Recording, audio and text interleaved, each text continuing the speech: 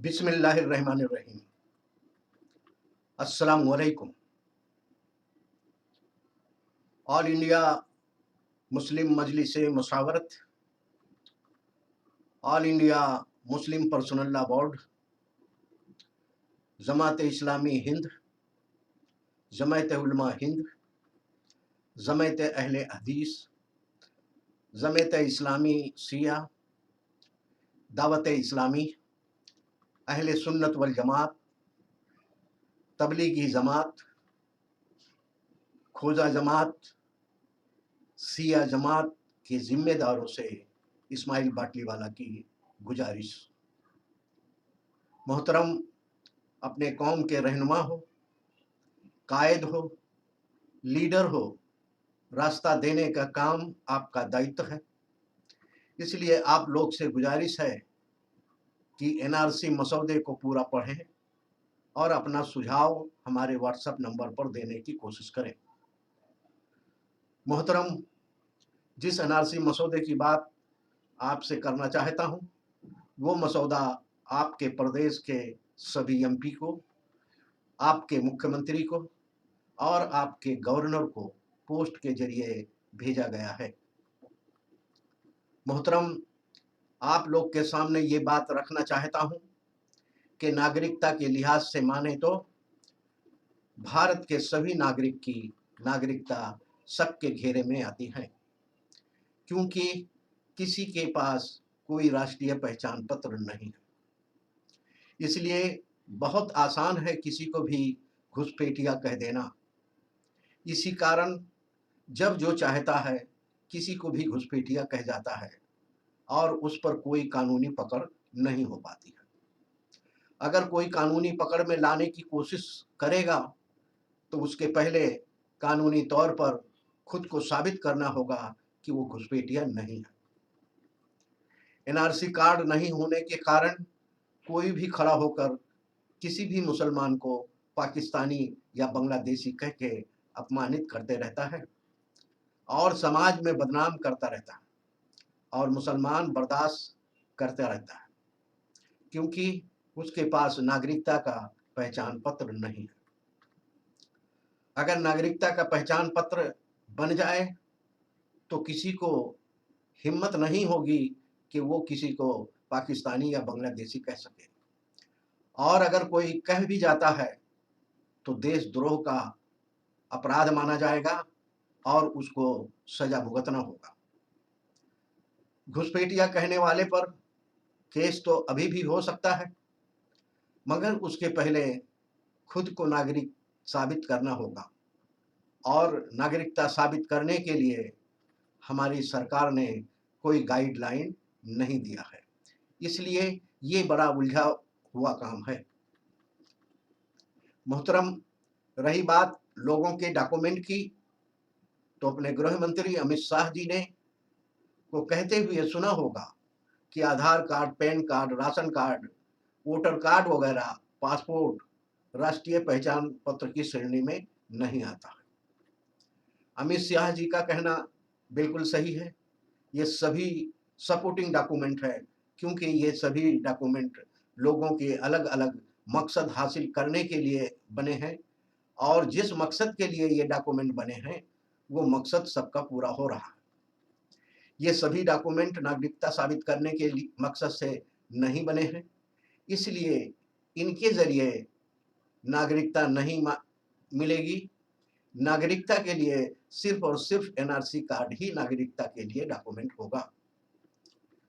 मोहतरम, पूर्व राष्ट्रपति फखरुद्दीन अली अहमद के परिवार के पास क्या ये सभी डॉक्यूमेंट नहीं थे?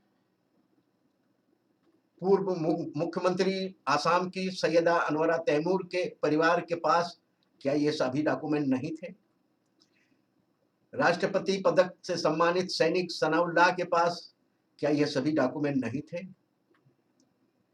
ये लोग के पास बिल्कुल डॉक्यूमेंट थे, मगर दूसरी तरह की जो बारीकियां के कारण उनको दिक्कत हुई थी, उसका भी हल इस मसौदे में पेश किया गया है।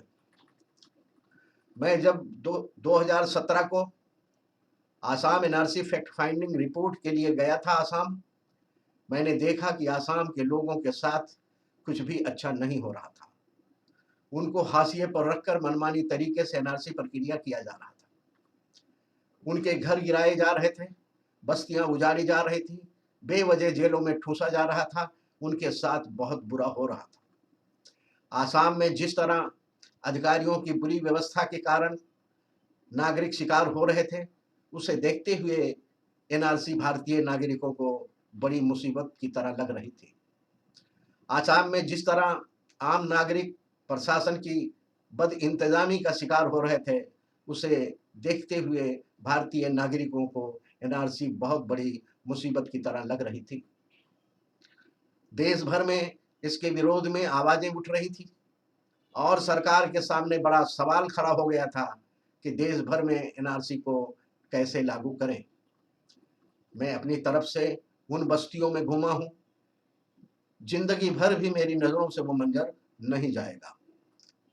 मैले कुचैले कपड़े, बदहवास चेहरे, दाने दाने को मोहताज बच्चे, वीरान बस्तियां, उजड़े हुए दिल, ये देखकर मैं अंदर ही अंदर रो रहा था।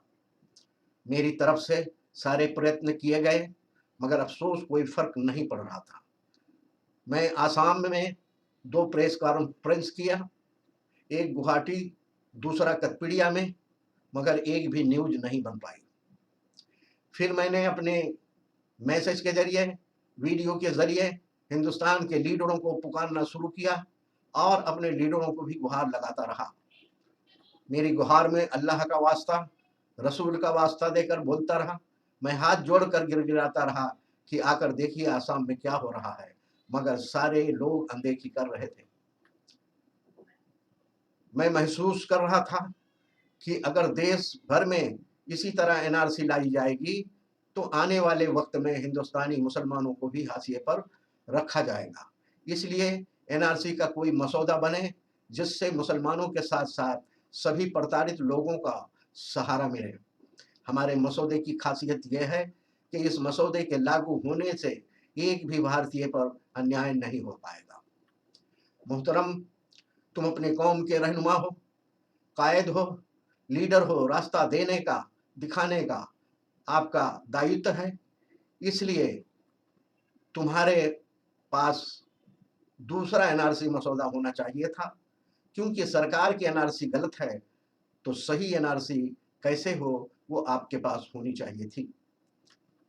मोहतरम, 2017 से 2019 तक आसाम एनआरसी के फैक्ट फाइंडिंग की सीख को याद रखते हुए और देश भर के लोगों के बीच उठी आवाज को सामने रखते हुए इस मसौदे को राष्ट्र को समर्पित करने के लिए बनाया गया है।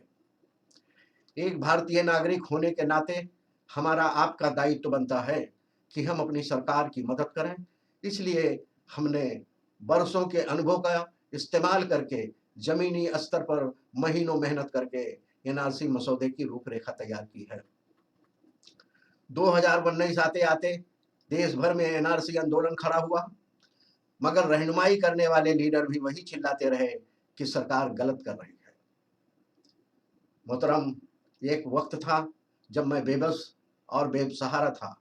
मेरे सामने आसाम के मंदिर रोज गुहार लगा रहे थे।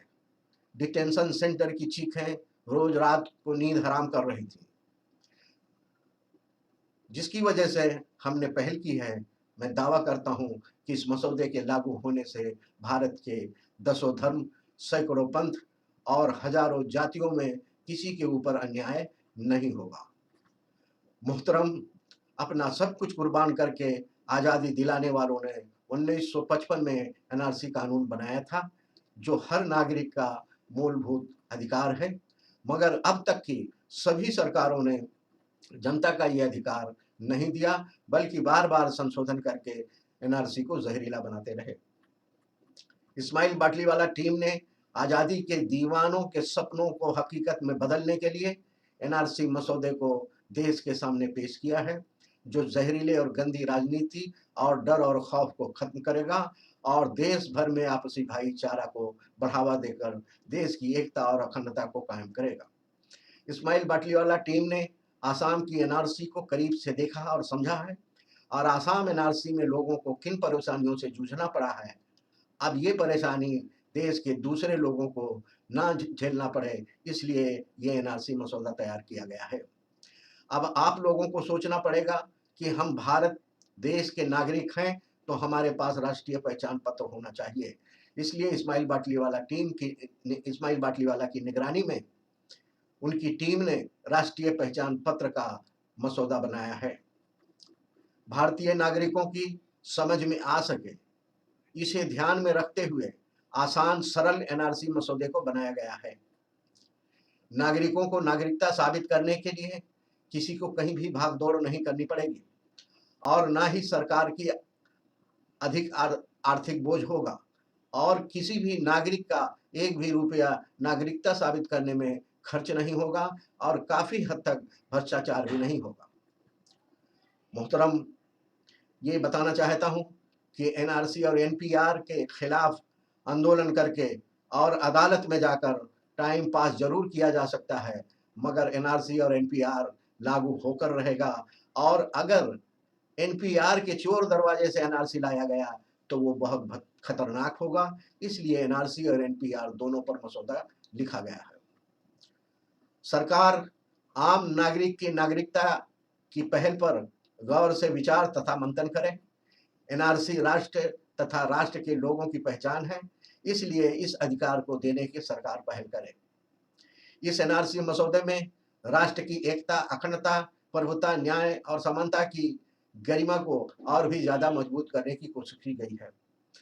हमारे मसौदे में हमने नागरिकता साबित करने वाले दस्तावेज की सीमा को अनलिमिटेड रखा है, जैसे कि भाषा, वंश, प्रांत, व्यवसाय में माने जाने वाले डॉक्यूमेंट को भी दस्तावेज के रूप में मानने की मांग की है, क्योंकि हर किसी के पास वोटिंग कार्ड नहीं होता है, हर किसी के पास आधार कार्ड नहीं है, हर किसी के पास पैन कार्ड नहीं है, हर किसी के पास राशन कार्ड नहीं है, हर किसी के पास जन्म प्रमाण पत्र नहीं है, हर किसी के पास जमीन जायदाद और खेत के डॉक्यूमेंट नहीं है, हर किसी के पास पासपोर्ट नहीं है, हर किसी के पास तालीम का सर्टिफिकेट नहीं है, हर किसी के पास बिजनेस रजिस्ट्रेशन का सर्टिफिकेट नहीं है, हर किसी के पास इनकम टैक्स रजिस्ट्रेशन का नंबर नहीं है, हर किसी के पास शादी का रजिस्ट्रेशन सर्टिफिकेट नहीं है, हर किसी के पास बिजली बिल और पानी कनेक्शन नहीं है, हर किसी के पास गैस कनेक्शन नहीं है, मगर सबके पास कोई न कोई सरकारी डॉक्यूमेंट है। इसलिए हमने अनलिमिटेड डॉक्यूमेंट की मांग की है।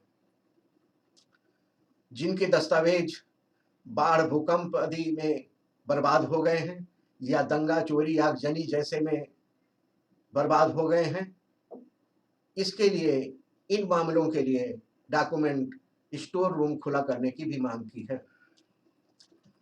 मोहतरम, दिनांक 9 जनवरी 2023 के दिन इस्माइल बाटलीवाला की अध्यक्षता में एनआरसी का मसौदा बनाने वाली टीम के सदस्यों द्वारा तैयार एनआरसी का मसौदा देश के नागरिकों के सामने प्रस्तुत करते हुए राष्ट्र को समर्पित किया गया है और उन सभी को भेजा गया है जो इस मसौदे को महत्व को समझकर उसे लागू करवाने में महत्वपूर्ण योगदान दे सकते हैं, जैसे कि राष्ट्रपति, सुप्रीम कोर्ट, सभी लोकसभा सदस्य, सभी राज्यसभा सदस्य, भारत सरकार के सभी मंत्रियों, सभी राज्य के मुख्यमंत्रियों, सभी राज्य के राज्यपालों को ये मसौदा पोस्ट के जरिए भेजा गया है और मुंबई में प्रेस कॉन्फ्रेंस लेकर राष्ट्रीय और अंतर्राष्ट्रीय मीडिया को भी दिया गया है और टोटल 827 लोगों को एनआरसी का मसौदा पोस्ट किया गया है। मोहतरम, एक एक तिनका जोड़कर घोंसला बनाने वाली चिड़िया की तरह हमने अपनी तरफ से ये कदम उठाकर अपना कर्तव्य पूरा करने की कोशिश की है और मसौदा तैयार किया है, जिसमें कश्मीर से कन्याकुमारी तक के बेबस, लाचार, मजबूर, बेसहारा, दबे कुचले, शोषित, वंचित, निराधार लोगों का कानूनी और व्यवहारिक औजार है इस्माइल बाटलीवाला टीम का एनआरसी मसौदा। मैं जो चाहता था वो अब मेरे हाथ में है। इंशाअल्लाह मुसलमानों की सच्ची लड़ाई यही थी। अब मैं मुसलमानों की नागरिकता के लिए पहल करूंगा। आज मैं उनको भी तसल्ली दे सकता हूं जो देश में गरीब और बेसहारा और अनपढ़ लोग हैं। मोहतरम 13 फरवरी से 20 फरवरी 2023 तक शाहीन बाग में रहकर दिल्ली में वहां के लोगों के हाथ में एनआरसी मसौदा सौंपा है और उम्मीद है कि ये आवाज़ भी वहीं से उठेगी और साबित करने की कोशिश करेगी कि हम लोग एनआरसी विरोधी नहीं थे, बल्कि सरकार की अंधाधुंधी गलत नीतियों के खिलाफ थे। देशवासियों, ये भी बताना चाहता हूं कि कोई पॉलिटिकल पार्टी या कोई नेता इस एनआरसी मसौदे को अपने नाम से प्रिंट नहीं कर सके, इसलिए ये एनआरसी मसौदा कॉपीराइट किया गया है। इसलिए आप भी लोगों को भी बताना चाहता हूं, एनआरसी मसौदा का जैसा पीडीएफ है वैसे ही इसका प्रिंट निकाल कर अपने घर में संभाल कर रखें। आने वाले समय में काम आएगा और हो सके तो अपने दोस्तों, रिश्तेदारों, पड़ोसियों को भी देने की कोशिश करें। मोहतरम, आसाम एनआरसी फैक्ट फाइंडिंग में सहयोग करने वाली टीम का नाम इस तरह है: इकबाल लोखंडवाला, दिलीप गायकवाड़, शहाबुद्दीन अहमद, नूर इस्लाम, अब्दुल जलील, असदुद्दीन अहमद, आसिफ इकबाल शिकारी, रूबुल अली, अताउर रहमान, दिलावर हुसैन, डॉक्टर उबैदुर रहमान, नजमुल हक, शाहजान अली। एनआरसी मसौदे को तैयार करने में कई सालों का अनुभव और जहनी खाका इस्माइल बाटलीवाला का है और उसको लिखा है अकबर शेख ने और एडिटिंग किया है शिव नारायण शर्मा और डॉक्टर अफसर ने और इसको स्वरूप दिया है सोनिका क्रांतिवीर ने। All India Muslim Majlis e Musawarat, all India Muslim personal law board, Jamaat Islami Hind, Jamaat Ulama Hind, जमात अहले हदीस, जमात इस्लामी शिया, दावत इस्लामी, अहले सुन्नत वल जमात, तबलीगी जमात, खोजा जमात, शिया जमात के जिम्मेदारों से गुजारिश है कि पूरे एनआरसी मसौदे को पढ़ने के लिए 2 घंटा लगेगा, तो पहले आप खुद पढ़ें और पढ़ने के बाद अगर लगता है कि इस मसौदे के लिए आवाज़ उठाना चाहिए तो अपने अपने इलाके में आवाज़ उठाने की कोशिश करें और अपने इलाके के एमपी, एमएलए, मंत्री को और सरकारी अधिकारी को भी यह मसौदा प्रिंट निकाल कर देने की कोशिश करें। मोहतरम, कम पढ़े लिखे लोगों को, अनपढ़ लोगों के लिए अपने अपने इलाके में कैंप लगाए कर उनको समझाने की मेहरबानी करें। इससे आपकी आत्मा को सुख मिलेगा और रूहानी सुकून मिलेगा। देशवासियों, जिन लोगों को एनआरसी मसौदा का पीडीएफ चाहिए वो इस व्हाट्सएप नंबर पर अपना नाम, एड्रेस और मैसेज भेजें। नंबर है 9029341778, 9029341778। जय हिंद।